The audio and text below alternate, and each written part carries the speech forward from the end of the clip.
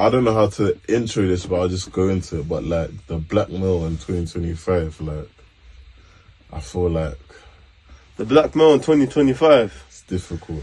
Let me tie this to like the current top trending topics right now in regards to Tory Lanez and the Meghan situation, Shannon Sharp and what he's going through.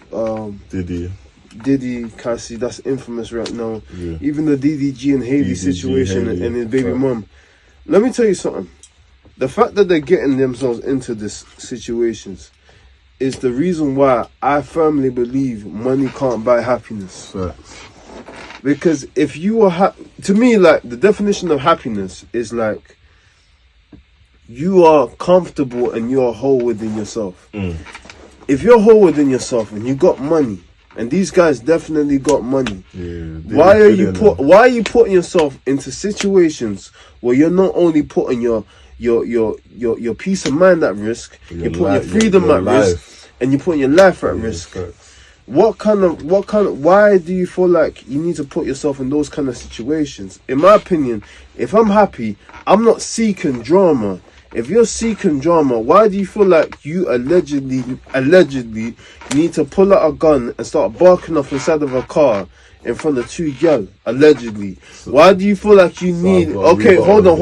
Why do you need to like have these sex parties, these freakouts, and force your missus to have sex on a period of random men?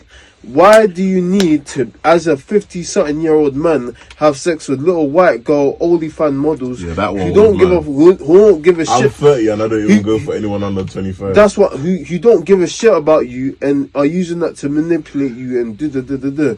I'm not saying these guys are innocent or guilty. I don't know nothing about these guys. I don't even follow celebrity gossip. But at the end of the day, there's something that's going on over here, and I don't understand it, bro. I'm gonna be honest, like. So there's a couple of things. First thing, I was obviously I told you there's been a recent, and I'm gonna preface this with like, I'm against all violence against women. I grew up in a house with like sister, mum. You can still be violent to women, but like I get what you're saying. Yeah, I'm against all like unprovoked violence to women. Yeah, even provoked, whatever, like no DV, whatever, but. My point is, obviously, with a woman has sorry to interrupt you. Go on. If a woman has the ability to make you hit her, she has the power. You don't. Fact. You're in your feminine. Fact. She's in her masculine. I don't know why certain men come up to me and say, "Yo, if a woman violate me, I will beat her, I will smack her, I will Listen, If a woman ever, it shouldn't even get to the point where she says something that can motivate you to go hit her. You should have clocked that red flag from early. You're in the red zone. You're in the red zone. You are not proactive. You're reactive. That means you're in your feminine. Men that hit women, even if you argue with a woman, you're feminine, bro. You are not a masculine man, bro. Honestly. You bickering and competing, complaining about. I see some of these niggas on podcasts going back and forth with women.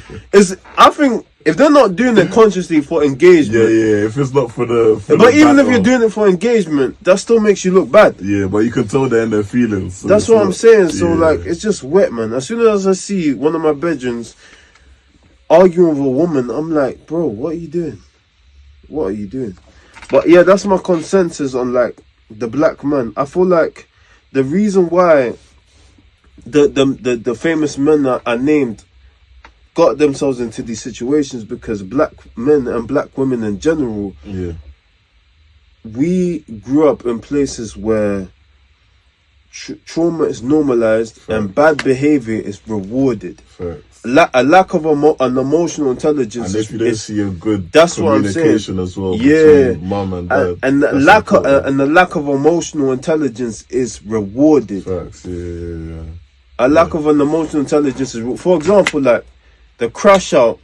He is very emotionally unintelligent, but he's rewarded. Yeah. The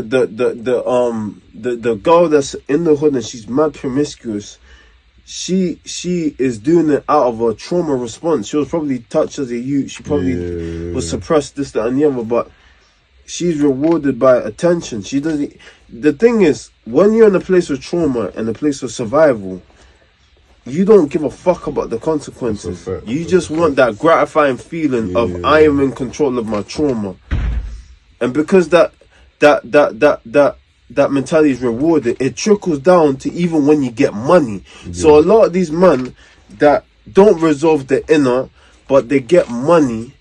Money doesn't change. Money makes you more of who you are. So Diddy was probably doing some crazy shit before he had money. He just couldn't do it in the scale as what he could do now. But because he has the money to pay lawyers to get away with certain things. Same with R. Kelly. R. Kelly was probably doing some freaky shit, but he was doing it on a small scale because he knew the consequences. Now that he has money and power, he's able to exercise his dark side. A lot of people, they want money so they can be willing to exercise their dark side because they have unresolved trauma. That's what I'm saying. Fact. So like, bro, I feel like if you don't want to become a monster when you get money, I'm not saying money's not important. Before all you man that worship money come onto me in my DM and say, oh, what you mean money's not? Money's everything. Shut the fuck up, bro. What I'm saying is before money is important. Money is definitely important, especially in a city like here where the average rent is like 1,500. If you're not making good money, you're going to starve in this country. So money is important. Get your money, but make sure that you resolve your inner trauma. Make sure, like, bro, the things that are good for us, we think is a bunch of hogwash. You tell African parents, or you just tell black people in general, I want to go to therapy. They're like, what the fuck is therapy? When the guy gets dumped by his girl, what's the first thing he says? I'm gonna get my money up. I'm gonna get my thing up. I'm gonna go gym. I'm gonna get muscles. That's not solving the issue. That's not solving the issue because 9 times out of 10, that girl left you because of something that was because of your behavior, because how you react to things. You know what I'm trying to say? That's going to like a whole different subject. But like, I think the biggest problem with black people in general, and I'm focusing on us, is that we need to heal from the inside, but we don't know how. We never really taught how.